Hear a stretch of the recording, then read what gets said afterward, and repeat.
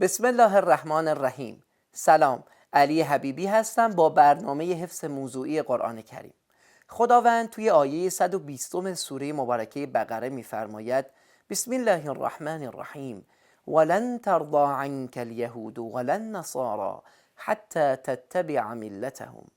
یهودیان و مسیحیان هیچ وقت از تو راضی نمی‌شوند مگر اینکه دنبال روی دینشان و به طور کامل تسلیم خواسته هایشان شوی. این فراز رو با هم حفظ کنیم. اعوذ بالله من الشیطان الرجیم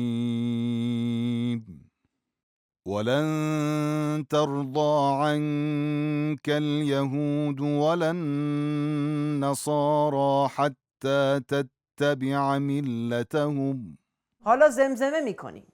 ولن ترضى عنك اليهود ولا النصارى حتى تتبع ملتهم همراه استاد تکرار کنیم.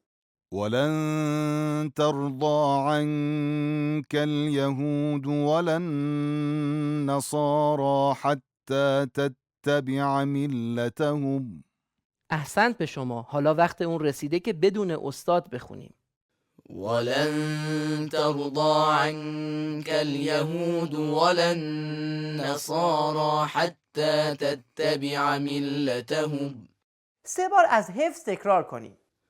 ولن ترضى عنك اليهود ولا النصارى حتى تتبع ملتهم ولن ترضى عنك اليهود ولا النصارى حتى تتبع ملتهم ولن ترضى عنك اليهود ولا النصارى حتى تتبع ملتهم